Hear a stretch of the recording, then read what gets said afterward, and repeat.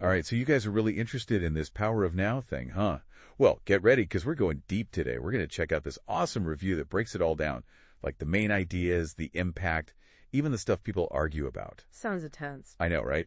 But first things first, I guess, like what even is this power of now all about? Well, to put it simply, it's like a guide to becoming like spiritually enlightened, by really mastering the whole being present thing.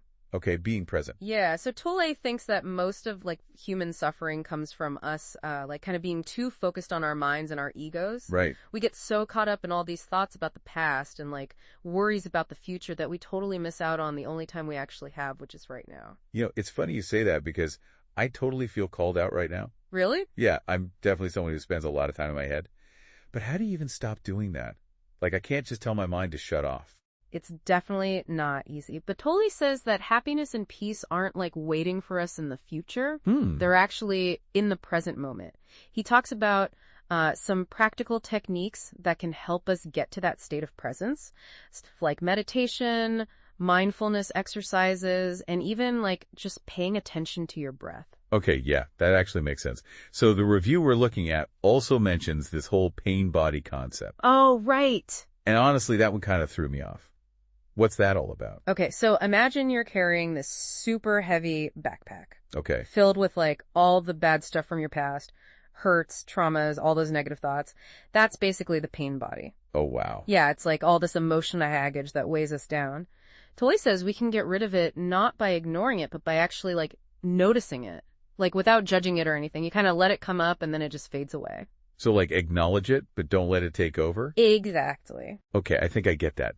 Now, the review did mention that some people find Tolle's writing style like kind of repetitive. Yeah. And maybe a bit too mystical for some. Yeah. Is that like a fair criticism? I think there's some truth to that. Like sometimes it does feel repetitive and that mythical language might not be for everyone. Right. But, it's also that simplicity, that directness that makes the book so easy to understand. That's true. He doesn't use all that complicated jargon and he even tells stories from his own life. So it's way more relatable. Yeah, it's definitely not one of those stuffy books, And the review even pointed out that it's interactive. It like encourages you to really participate in what you're reading. And, Oprah loves this book, right? She's a huge fan. Big fan. I think she kind of helped make The Power of Now popular. For sure. What do you think it is about this book that makes it resonate with so many people? Even like celebrities are into it, like Katy Perry and Kendrick Lamar. Well, Oprah definitely helped introduce it to a bigger audience, but I think The Power of Now really taps into something we all crave, peace and being present in a world that's just like constantly going and going. Yeah. It basically says, hey, happiness isn't some far off thing. Whoa. It's right here, right now, if we can just learn to like quiet our mind and actually be in the moment. So true.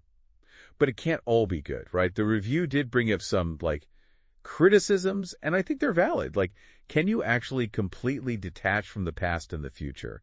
I mean, don't we have to like learn from our past mistakes and also plan for things that are coming up? Yeah, that's a great point, and it's definitely one of the biggest criticisms the book gets. But look, Tolle isn't saying we should just like pretend the past didn't happen or ignore the future. Right. It's more about realizing that our real power is in the present moment, like finding that balance between thinking about the past, preparing for the future, but also fully experiencing right now.